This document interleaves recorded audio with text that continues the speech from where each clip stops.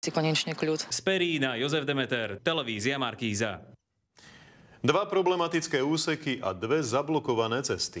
V Bratislave aj na Kysuciach si dnes vodiči postáli v kolónach dlhšie ako zvyčajne. Obyvateľom aj aktivistom už zrejme definitívne došla trpezlivosť.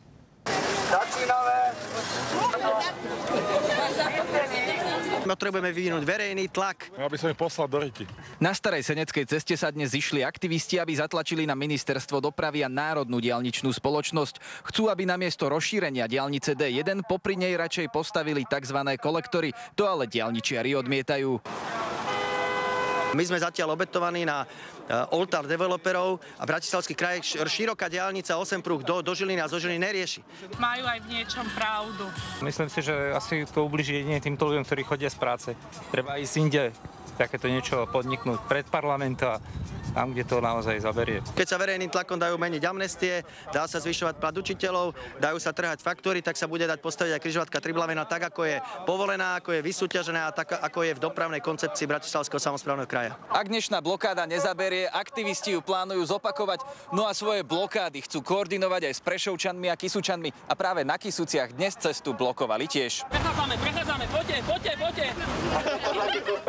Na konci na druhej strane sa otáčajte. Toto je len jedno z aut, v ktorom zahynuli pasažieri na ceste 1/11. Od roku 2008 ich však bolo takmer 50. Na dennom poriadku je, že sa na tejto ceste stávajú nehody. Kysučania vyšli na priechod pre chodcov na spojnici medzi Žilinou a Čacou už po 3. raz. Je to smiešne, keď prvý kameň sa poklepal v roku 96 a že v roku 2006 sa prevezieme po diaľnici Čaca-Žilina. Primátor Krásna nad Kysucou má stále spomienkový kameň spred 21 rokov, keď prvý raz sľubovali diaľnicu. Doteraz nie je ani jeden štvorpruh v prevádzke. Národná diaľničná spoločnosť v reakcii na petičnú akciu Kysučanov uviedla, že robia všetky kroky, aby bola D3 dobudovaná, s tým, že teraz hovoria o termíne dokončenia o decembri roku 2022.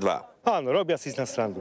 Treba, aby sa to riešilo, aby konečne naši najvyšší niečo s tým urobili. Za necelú hodinu sa na ceste 1/11 vytvorili niekoľko kilometrové kolóny. Kysučania chcú v blokáciách pokračovať. Martin Petro a Marian Lechan, televízia Markíza. Zaplatili dopredu, no na sľúbenú